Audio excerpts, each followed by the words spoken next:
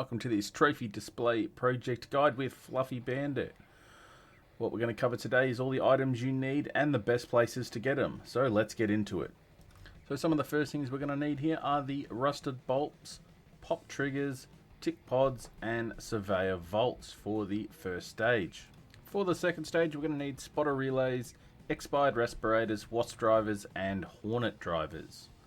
For stage 3 we're going to need arc performance steel, shredder gyros, leaper pulse units and bastion cells.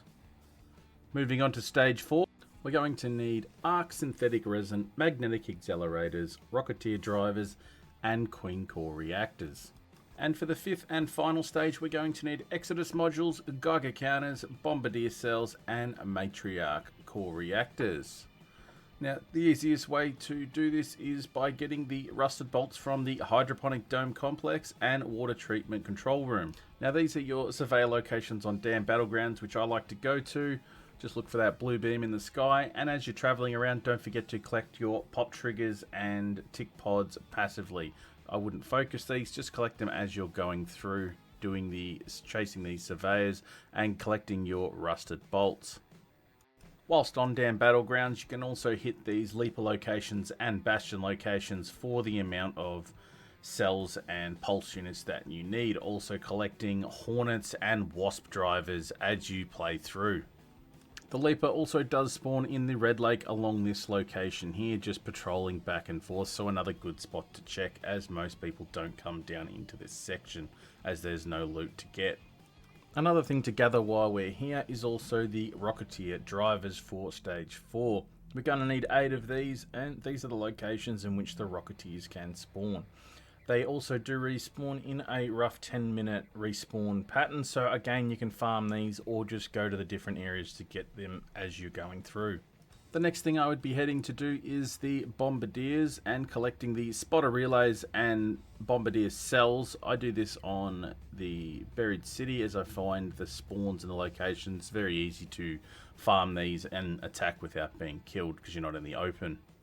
Now the Bombardiers do have a 10-minute spawn, so if you do kill it you can come back in about 10 or so minutes and it will respawn, so probably a good idea to kill one straight up and get the spotters done and then come back and farm the spotters and your final Bombardier. Now whilst you're on Buried City, don't forget to go via the hospital here to try and get some expired respirators, as you will find these either on benches or some of the gurneys lying around. You can get some in drawers but not as common. You could also head to Stellamontis to the medical area here, and you will also find them in the same areas on desks and on gurneys.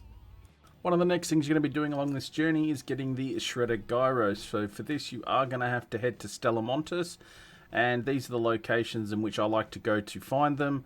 One of my favourite locations being the archives. Now whilst we're doing Stellamontis, we also need to get Geiger counters. We need to get 3 of these, and the best areas to get these are the assembly workshop and the medical research area.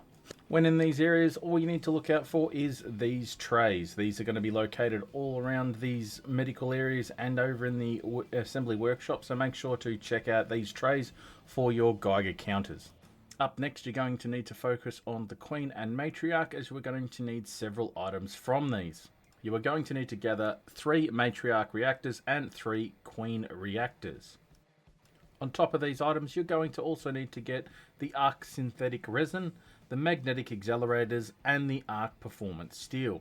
You can gather all of these from the Matriarch and Queen, so make sure to do so as you're going through. The order in which you're going to need these is the steel first, the resin, and then the magnetic accelerators. So making sure to grab all these as priority as you do them each time. Now one of the last things you're going to need to collect is these Exodus modules. You can gather these on Stellamontis just randomly around on shelves, or by recycling certain items you collect from Stellamontis itself.